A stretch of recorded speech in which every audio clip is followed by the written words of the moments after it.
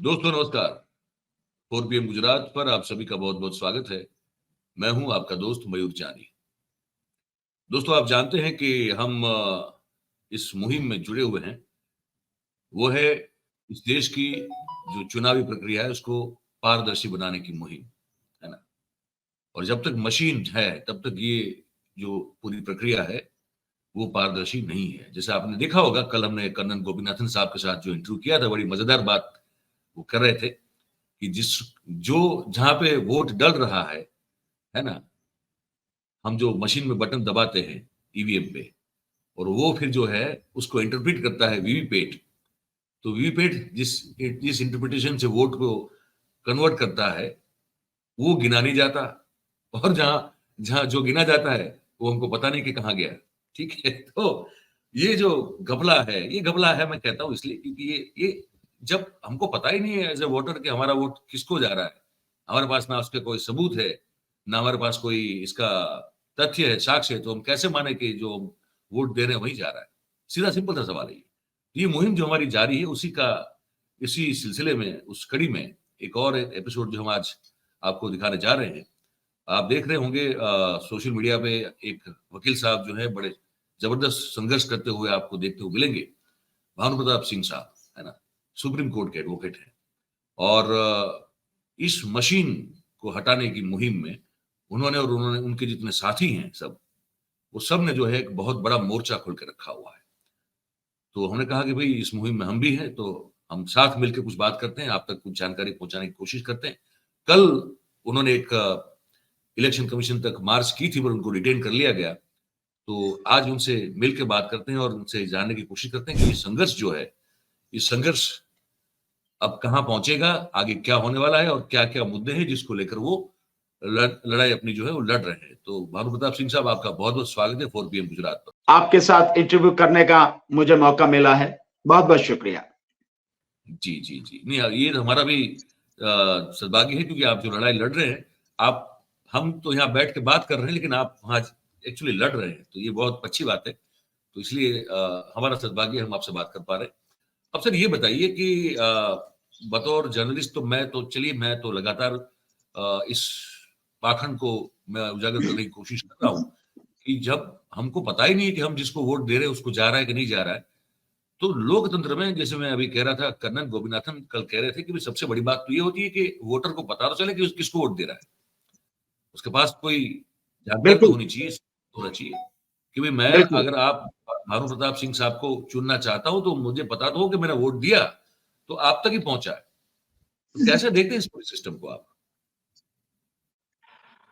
देखिए, सिस्टम जो है, इलेक्शन कमीशन की कुछ जिम्मेदारियां हैं और ये काम इलेक्शन कमीशन का ही है कि जो प्रक्रिया चुनाव के लिए अपनाई जा रही है वो पूरी तरह से स्वतंत्र हो, निष्पक्ष हो और पारदर्शी हो।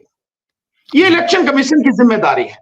और इसके साथ साथ इलेक्शन कमीशन की यह भी जिम्मेदारी है कि इस देश में जो भी व्यक्ति 18 साल या उससे ज्यादा उम्र का है, उस हर नागरिक का वोट वोटर लिस्ट में होना चाहिए। किसी का वोट कटना नहीं चाहिए, काटा जाना नहीं चाहिए, लिस्ट में आए बिना रहना नहीं चाहिए। इस पारदर्शिता को निभाने के लिए इस प्रक्रिया को इलेक्शन कमीशन बिल्कुल स्वतंत्र होकर, बिना किसी सरकारी दबाव के या बिना किसी और दबाव के निष्पक्ष रूप से कर सके, उसके लिए देश के संविधान में अनुच्छेद 324 के तहत बहुत अधिकार इलेक्शन कमीशन को दिए गए हैं।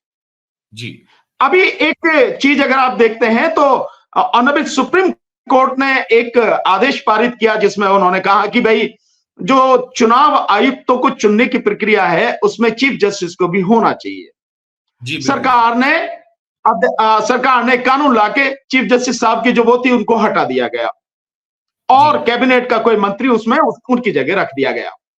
इस सबके बावजूद भी अगर सरकार ही चुनती है, पीछे भी देखेंगे तो सरकार ही चुन रही थी। भाई टीएन शेषन को क्या कि सरकार ने नहीं चुना था, टीएन शेषन साहब को भी सरकार ने ही चुना था। लेकिन चुनने के बाद, इलेक्शन कमिश्नर बनने के बाद टीएन शेषन साहब ने वो किया जो संविधान ने उनकी जिम्मेदारी, उनकी ड्यूटी लगाई थी। और संविधान के अनुच्छेद 324 में इलेक्शन कमीशन को इतने अधिकार दिए गए हैं कि कोई भी इलेक्शन कमीशन की तरफ देख नहीं सकता, छू नहीं सकता। उसकी निष्पक्षता पर, उसकी स्वतंत्रता को कोई कंट्रोल कर नहीं सकता।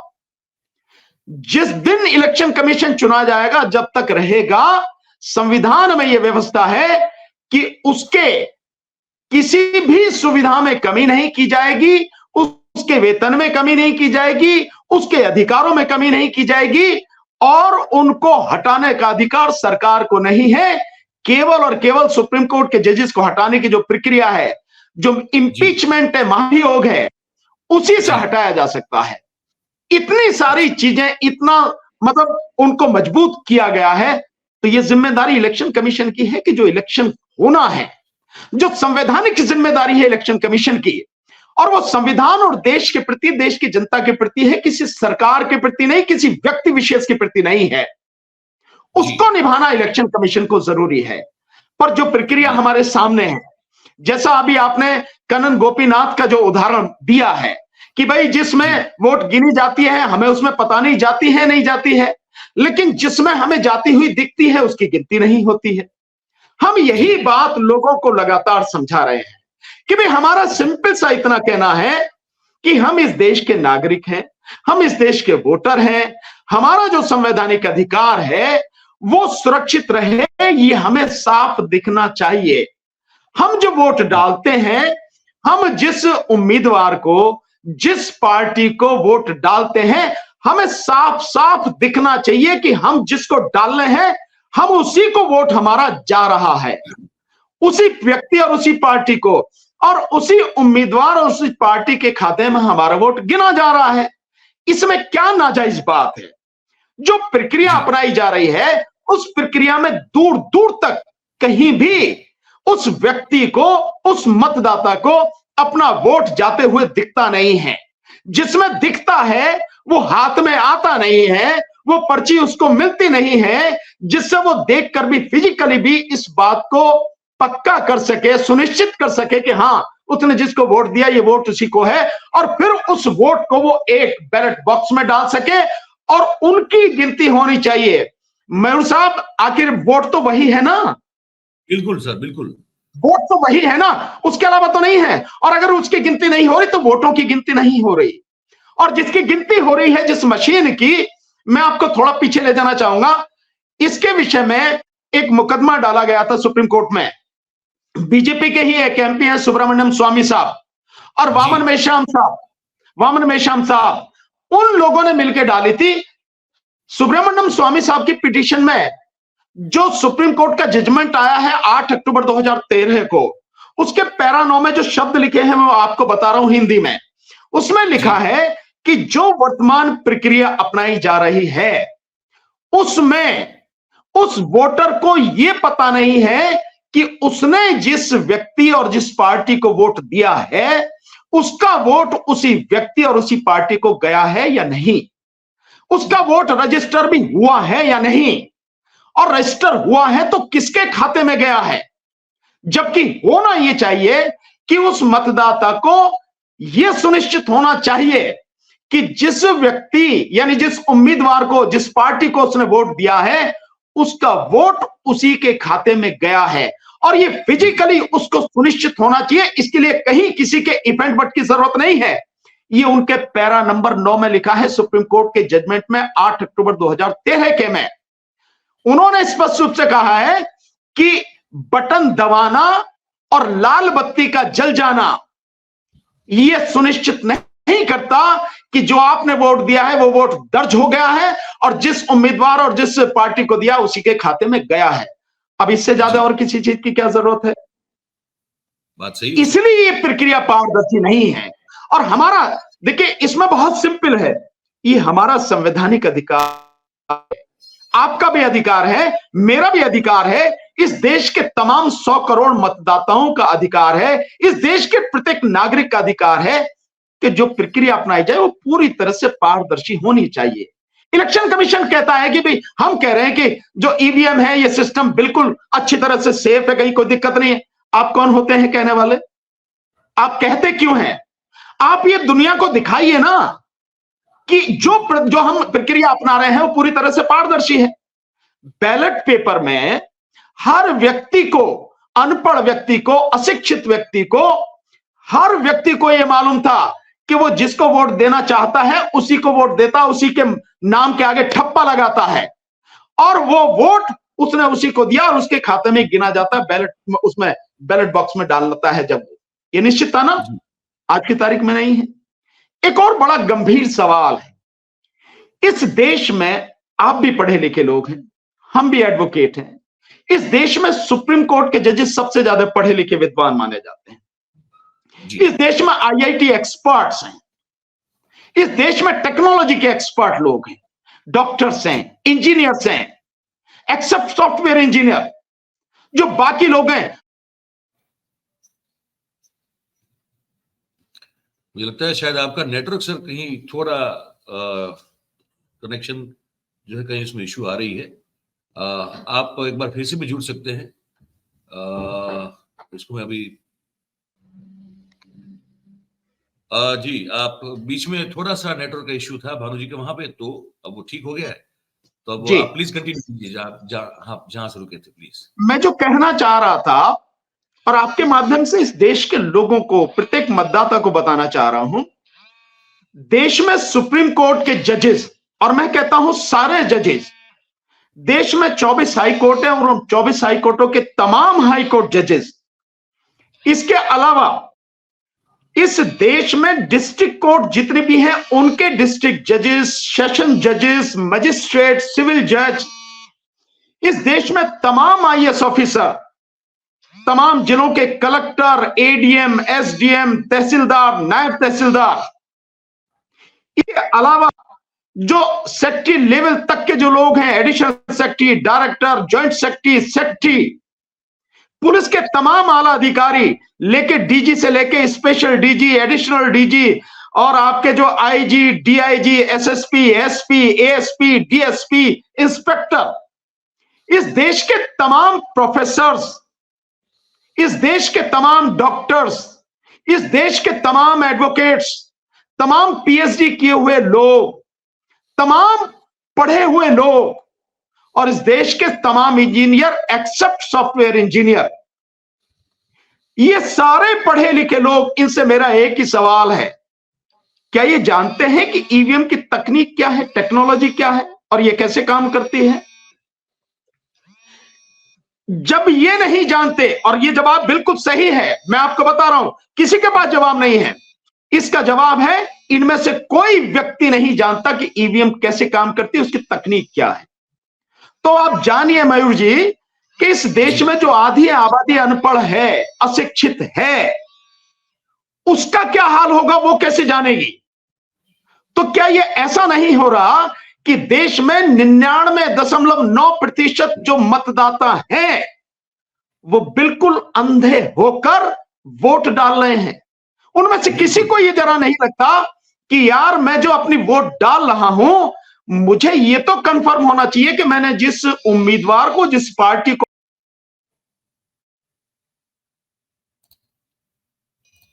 जी, ये तो कंफर्म होना चाहिए ना जी। लेकिन हम अंधे होकर वोट डालते चले जा रहे हैं। इससे गंभीर परिस्थिति इस देश में क्या होगी?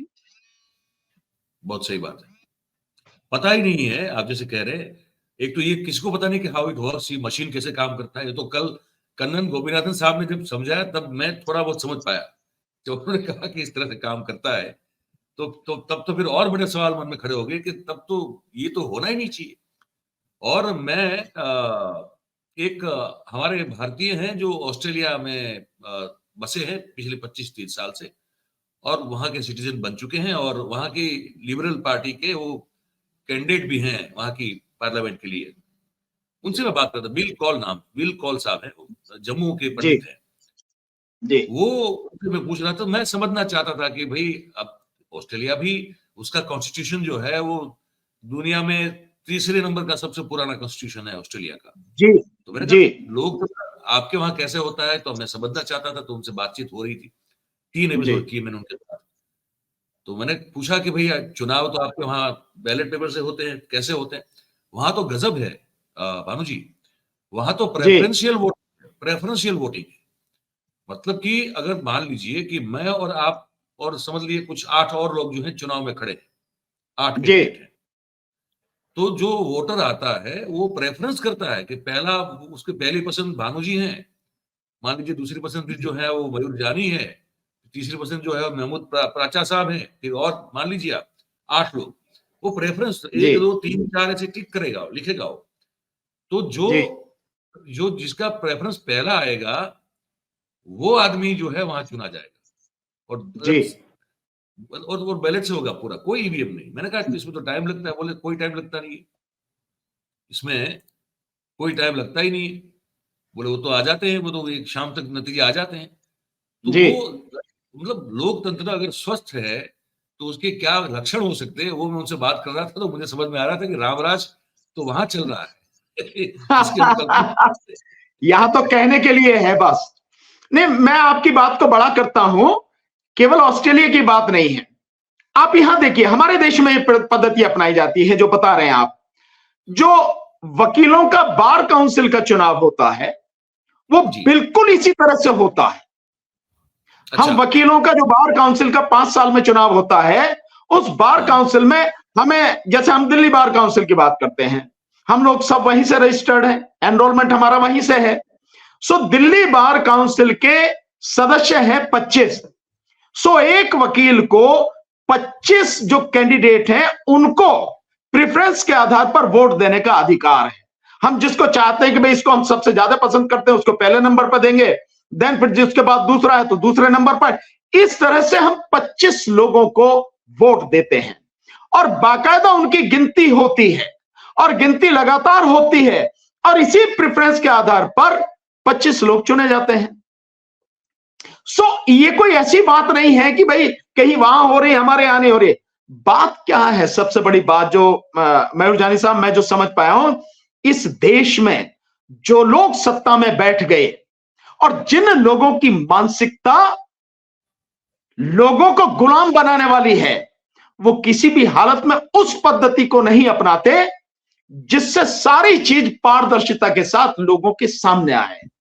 वो चाहते हैं कि सब लोग धोखे में रहें, सब लोग उनसे डर कर रहें, उनकी बात पर विश्वास करें जैसे कि वो संत हैं और उसकी बात पर विश्वास करके बस जैसे वो चला रहे हैं चलते चले जाएं और वो हुकूमत में बरकरार रहें। ऐसा इस देश का संविधान किसी को भी ना इजाजत देता है, ना ही ऐसी कोई व्यवस्था इस देश के संविधान में है। ये लोकतंत्र है, इसमें स्वस्थ व्यवस्था होनी चाहिए, जो सही तरीके से शासन करे पब्लिक चुन लेगी। मैं बार बार कहता हूं कि मोदी जी को अगर इस देश के लोग इतना पसंद करते हैं, इतना चाहते हैं, इतना वो विख्यात हैं, तो एक बार बैलेट पेपर से चुनाव होने दीजिए, इसमें क्या दिक्कत है भाई? जब चाहते तो उन्हीं को चुनेंगे, उन्हें डर किस बात का है? पर सर मैं अब मैं समझना चाहता हूं हमारे दर्शकों के लिए, अब आपने ये मुहिम उठाई है, आपने एक मोर्चा खोल दिया है, उस तरफ वो नरेंद्र मिश्रा जी भी जो है कानूनी लड़ाई लड़ रहे हैं लड़ाई, पर अब तक मेरे ख्याल से सुनवाई भी शुरू नहीं हुई है उनकी। और पर इसमें अगर सरकार अब इसमें तो ये है ना कि ये एक तरीका है जो मैं एक रिटायर्ड आईएएस अफसर हैं, आप जानते होंगे, बड़े वो भी एक्टिव है, देव सहायम साहब, है ना? तो उनसे मैं जब बात कर रहा था तो वो कह रहे थे कि इसमें कानून पास करने की जरूरत ही नहीं है, तो इलेक्शन कमीशन के हाथ में है। वो वीवीपैट का जो पर्ची निकलता है उसको बड़ा बना दे, उसकी स्याही जो है वो अच्छी कर दे और उसकी गिनती जो है कर दे, तो वो तो इलेक्शन कमीशन के हाथ में है।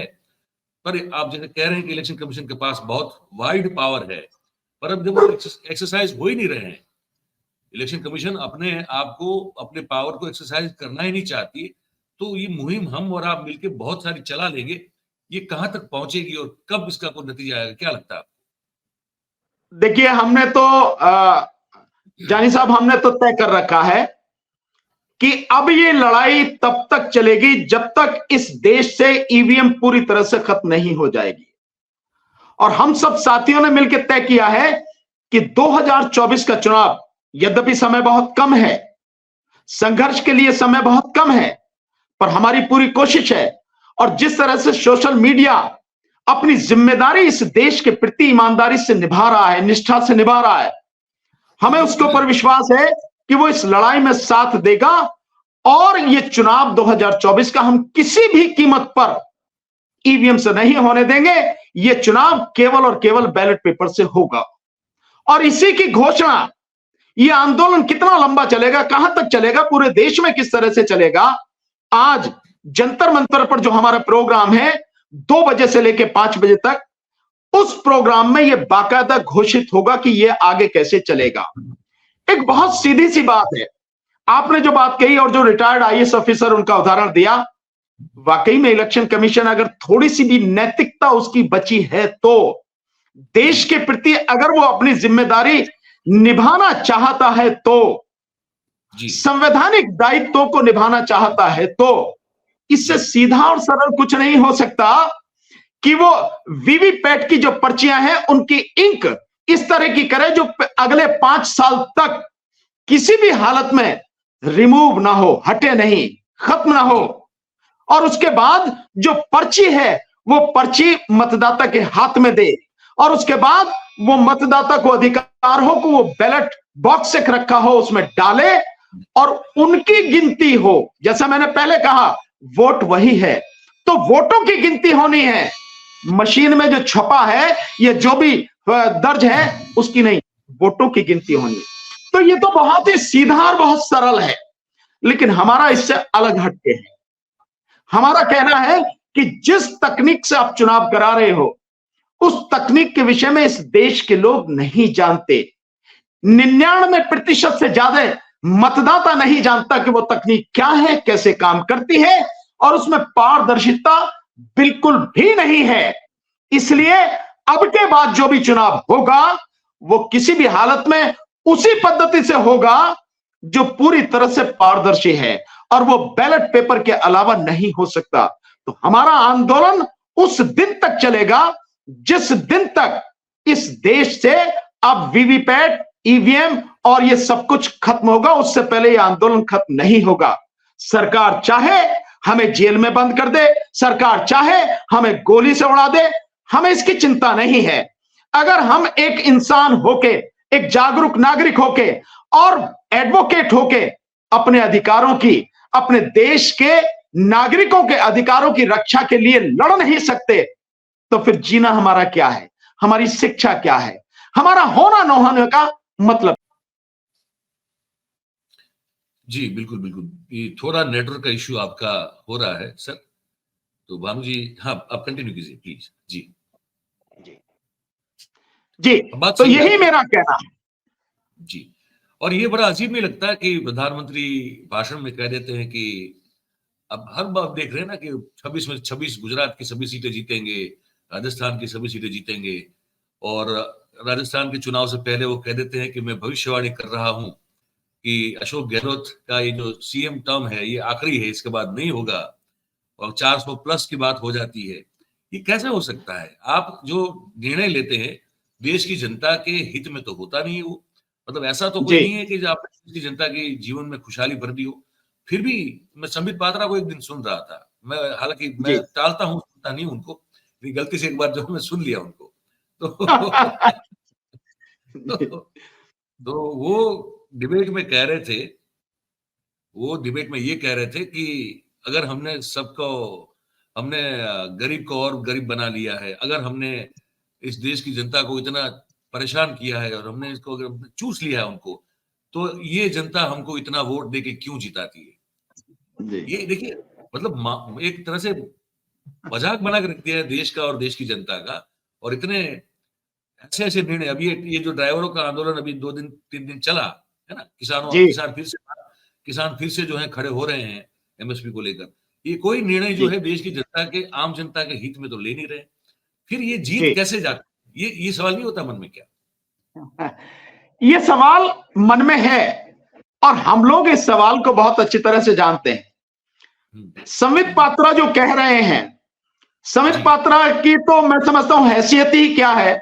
मैं तो सीधा सीधा प्रधानमंत्री मोदी जी को चैलेंज करता हूं ना कि अगर वाकई में इस देश की जनता आपको चाहती है और आप कहते हो कि आपने जो योजना बनाई है देश के लोगों के हित में है, सब कुछ उनकी भलाई के लिए है, देश में खुशहाली है, देश की जो हमारी जो आर्थिक स्थिति है वो अर्थव्यवस्था तीसरी अर्थव्यवस्था विश्व की बनने वाली है और जी 5 ट्रिलियन का आप वादा कर रहे हैं।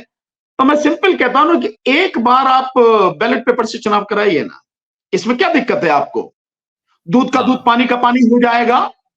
भाई हाँ अगर आप वाकई में, और मैं कह रहा हूं संबित पात्रा जैसे तो कितनों की जमानत जब्त हो जाएगी, ये मैं दावे के साथ कह रहा हूं मयूर जानी साहब, अगर मोदी जी में हिम्मत है तो इस चैलेंज को स्वीकार करें, बैलेट पेपर से चुनाव कराएं।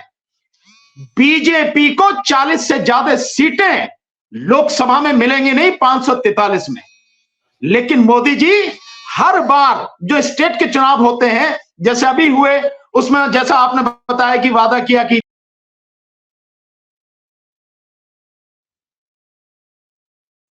जी इन 5 राज्यों के चुनाव के बाद जी अपने कार्यकर्ताओं को संबोधित करते हुए उन्होंने एक बात कही। उन्होंने कहा कि इस बार सभी सीटें जीतेंगे, जी इस बार सभी सीटें जीतेंगे। तो अब तो चुनाव सामने जो है वो लोकसभा का है और लोकसभा में 543 सीटें हैं, तो मतलब आप 543 सीटें जीतने का दावा कर रहे हैं आप। जी इस धरती पर अगर ईश्वर भी उतर आए वो भी 5 मतलब सारी सीटें वो भी नहीं जीत सकता। भाई कुछ तो नास्तिक होंगे जो उन्हें हराने के लिए खड़े होंगे, वो भी नहीं जीत सकता। और मोदी जी कह रहे हैं कि सभी सीटें जीतेंगे। एक इंसान का घमंड, एक इंसान का दंभ, अहंकार किस आधार पर है? ये केवल और केवल, मयूर जी मैं एक उदाहरण से, हम एडवोकेट हैं, हमारे पास कई क्लाइंट आते हैं, वो कहते हैं साहब जमानत की गारंटी दीजिए, तो हम तो उनसे बहुत सीधा से कहते हैं भाई जमानत की गारंटी तो 2 ही दे सकते हैं, जी या तो जज साहब जिन्होंने ऑर्डर लिखाना है जमानत देनी है, और या वो दलाल जो जज साहब के साथ में मिला हुआ हो, भाई बाकी तो कोई और दे नहीं सकता। वकील तो अपनी मेहनत की गारंटी दे सकता है, कानून के माध्यम से आपकी लड़ाई लड़ने की गारंटी दे सकता है। बिल्कुल यही है ना, मोदी जी कैसे दे देते हैं इस बात की गारंटी? वो ये दे देते हैं। सारी चीजें सब कुछ सब पूरी तरह से मैनिपुलेशन है और मोदी जी इसी के दम पर इस देश की जनता की उन्हें कोई फिक्र नहीं है। देश के हित में उन्होंने कोई काम नहीं किया, कोई कानून नहीं बनाया। मुझे बताइए मयूर जी, देश में इतनी भयानक बेरोजगारी है। जी जी आप इसी आज भानु जी का नेटवर्क का इशू काफी चल रहा है। इस देश में, जी जी जी मेरी आवाज आ रही है? जी आ रही आ रही आ रही। इस देश में मयूर जी 14 करोड़ बच्चे 14 करोड़ बच्चे पहली क्लास में एडमिशन लेते हैं हर साल, जी और जो ग्रेजुएट करते हैं उनकी संख्या मात्र 2 करोड़ के लगभग होती है। सरकार जवाब देगी कि ये 12 करोड़ बच्चे कहां जाते हैं? कोई 8वीं तक, कोई 5वीं तक, कोई 10वीं तक, कोई 12वीं तक पढ़ाई करके छोड़ देता है। क्या ये सरकार की जिम्मेदारी नहीं है एजुकेशन दे इस देश के लोगों को? जबकि एजुकेशन का कानून फंडामेंटल राइट्स में आता है। सरकार ने कोई काम किया? मोदी जी कहते हैं कि पिछले 9 साल में इस देश में हर दिन 2 यूनिवर्सिटियां खुली हैं, हर दिन, है ना? जी ये सारी चीजें, क्या मोदी जी इस बात की गारंटी बता सकते हैं कि किसानों की आय 2022 में दुगनी करने का वादा किया था? हुई क्या? जो आंकड़े हैं उसमें 35 से 40% किसानों की आय कम हो गई, क्योंकि महंगाई बहुत बढ़ गई और उन्हें कुछ मिला नहीं। और ये उसके बावजूद है जो 6,000 रुपए सालाना दे रहे हैं। और एक जी और मजेदार आंकड़ा कि ये 6,000 रुपए सालाना जो दे रहे हैं, जितना किसानों को दिया है उतना किसानों को जो डीजल इस्तेमाल करते हैं किसान, उस डीजल के माध्यम से, और जो महंगाई बढ़ाई है उसके माध्यम से, उससे 3 गुने से ज्यादा मोदी जी वसूल कर चुके हैं। कर चुके हैं। है जवाब इनके पास में? कोई जवाब और नहीं। इसीलिए जब ये सवाल इसीलिए उठता है कि, और ये भी बड़े सीना तान के कहते हैं कि देखिए अगर जनता का भला नहीं कर रहे हैं तो फिर जनता हमको क्यों जिताती है? तो फिर सवाल का जवाब यही है। भानु जी मैं हमेशा अपने अपने कार्यक्रम में ये कहता हूं, हमेशा मैं गुजरात चुनाव से पहले से कहता हूं कि अलादीन का चिराग की कहानी सुनी हमने। अलादीन के जी पास एक चिराग था और चिराग में एक जिन्न था। वो एक जी अलादीन के पास था, एक जिन इनके पास है, जो इनको वो पूछता है कि बोलो क्या हुक्म मेरे आका, तो कहते इतनी सीट लाओ तो ला। आज बिल्कुल। आपका 2 बजे से आपका आज फिर से जंतर मंतर पे आपका धरना है, विरोध प्रदर्शन है जी आपका आज। जी चलिए, उम्मीद करते हैं कि आप इस मुहिम में लगे रहे सर। हम भी, क्योंकि हम और आपका मतलब नहीं, ये देश की जनता का मामला है पूरा। तो देश के बिल्कुल। लिए करना है, जनता देश के नागरिकों के लिए करना है, ये बहुत जरूरी है। देखिए, और ये किसी जाति का, किसी ना, धर्म का, किसी व्यक्ति विशेष का, किसी प्रदेश विशेष का, किसी ना, जनपद का, किसी गांव का मसला नहीं है। इस देश के समस्त नागरिकों का मसला है। और ये जिम्मेदारी है हर नागरिक की कि अपने अधिकार को बचाने के लिए सड़क पर आए। परिस्थिति क्या हो गई है जानी जी, आप बहुत स्पष्ट रूप से देख रहे हैं, इतने गंभीर तरीके से आप विचार विमर्श करते हैं, इतने वरिष्ठ आप पत्रकार हैं। देश में स्थिति वो हो गई है कि अदालतें भी कहीं नहीं लगता कि वो जनता को न्याय दे पाएंगी। कई बार लगता है कि अदालतें भी सरकार के सामने बेबस हो चुकी हैं। और आज की तारीख में जो स्थिति है, जो मैं समझ पा रहा हूं, मैं वो समझ पा रहा हूं कि केवल और केवल जन आंदोलन, और वो भी सड़क पर, जनता को करना होगा और विपक्ष को इसमें साथ देना होगा। अगर विपक्ष साथ नहीं देता है तो गुनहगार देश की बर्बादी में वो भी होगा। इस लड़ाई में देश को साथ नहीं नहीं देता। बचा सकेगी जब तक जन आंदोलन सड़क पर इस ईवीएम नामक कैंसर से भी भयानक बीमारी के खिलाफ नहीं होगा। आप स्थिति देखिए कि मोदी जी जिस तरह की बात कर रहे हैं, जवाब दे सकेंगे मोदी जी कि पिछले 9 साल में उन्होंने 150 लाख करोड़ रुपए कर्जा ले लिया, और ये कर्जा मात्र पिछले 4.5 साल में 115 लाख करोड़ लिया है। किसमें ये कमा दिया? ये पैसा किस बात में लगाया है उन्होंने? इतने पैसे में इस देश के हर प्रदेश में 2-2 एम्स खुल जाते, यूनिवर्सिटियां खुल जाती, कॉलेज खुल जाते, आईआईटी इंस्टीट्यूट खुल जाते, आईआईएम इंस्टीट्यूट खुल जाते। जो 8 लाख बच्चे देश के बाहर जाते हैं पढ़ने विदेशों में, उनमें से एक भी वहां नहीं जाता। वो देश बात आपकी बिल्कुल सही ब्रेन बात है। ड्रेन नहीं होता। ये चीजें हैं। क्या किया इन्होंने पैसे का? सरकार के सवाल, लोगों को जवाब चाहिए नहीं चाहिए? सवाल पूछने चाहिए कि नहीं चाहिए? ये लड़ाई है, बिल्कुल, हम इसकी लड़ाई लड़ रहे हैं। बिल्कुल आप लड़िए, और हम भी आपके साथ हैं इस लड़ाई में, क्योंकि मैंने कहा जैसे कि कोई निजी लड़ाई नहीं है, ये पूरे देश के नागरिकों की और आने वाले पीढ़ी के भविष्य की लड़ाई है। ये लड़ना पड़ेगा, इसको नहीं, इसको हम पीछे आपके नहीं हटना। आभारी हैं और 4PM के आभारी हैं, और देश 4PM का ऋणी रहेगा कि जब देश को जरूरत थी तो 4PM ने कंधे से कंधा और कदम से कदम मिलाकर देश की जनता का साथ दिया, सड़क पर साथ दिया, उनकी आवाज बुलंद की। हम आभारी हैं। मैं व्यक्तिगत रूप से आपका आभारी हूं, 4PM और आपकी पूरी टीम का और आपका, कि आपने मुझे यह समय दिया और मुझसे बात की। बहुत बहुत शुक्रिया आपका। बहुत बहुत धन्यवाद सर आपका। आपने समय, ऐसे ही बात करते रहेंगे आपसे, समय समय पर बात आपसे निश्चित करते रूप से, रहेंगे। निश्चित जी, रूप से, निश्चित रूप से आप जब कहेंगे मैं हाजिर रहूंगा। बहुत बहुत धन्यवाद सर, बहुत बहुत धन्यवाद। Thank you very thank you. Much. तो दोस्तों, भानु प्रताप सिंह साहब थे, है ना। लड़ाई सड़क पर लड़ना जरूरी है। वो वो इसलिए है कि जब आपका शासक जो है, जो सत्ता पर बैठा हुआ जो एक निजाम है, अगर वो ये मान के चले कि वो बेलगाम है, ठीक है, कोई रोकने वाला नहीं, जो चाहेंगे वो करेंगे, जो सोचेंगे वो कर पाएंगे, ठीक है। और जब नागरिक है उसको प्रजा बना दिया जाए, बड़ा अंतर है दोनों में, समझिएगा आप मेरी बात को। नागरिक होना अलग बात है और प्रजा बन जाना अलग बात है। प्रजा के कोई अधिकार नहीं होते, नागरिक का अधिकार भी होता है, नागरिक की जिम्मेदारियां भी होती है। तो नागरिक से जब प्रजा बना दिया जाए, बड़ा बड़ा बड़ा प्रॉब्लमेटिक मामला है भाई साहब, समझ लीजिए आप मेरी बात को। हमारी कोशिश है कि आपको नागरिक बनाए रखें, थोड़ा जगाए रखें आपको, है ना, ताकि आप अपनी जिम्मेदारियां भी ठीक से निभाएं और अपने अधिकारों का जो रक्षण है, संरक्षण है, वो भी आप कर पाए, क्योंकि लोकतंत्र में ये बहुत जरूरी है। और इसीलिए कोशिश हमारी जो है वो जारी रहती है, वो जारी रहेगी। आपको इस पूरे कार्यक्रम को देख के क्या महसूस हुआ, क्या लगा, आप हमको जरूर से कमेंट करके कमेंट बॉक्स में नीचे आप जो देख रहे हो उस पर लिख के जरूर से बताइएगा। और बात अगर आपको हमारी पसंद आ रही हो तो फिर आप इस वीडियो को लाइक करें, इस वीडियो की लिंक को हो सके उतना शेयर करें, और हमारा जो चैनल है 4PM गुजरात उसको आप सब्सक्राइब करें और अपने आसपास के लोगों से करवाएं। बहुत बहुत धन्यवाद करते हैं आप सभी का जो इस कार्यक्रम में हमारे साथ जुड़े। Thank you very much. नमस्कार।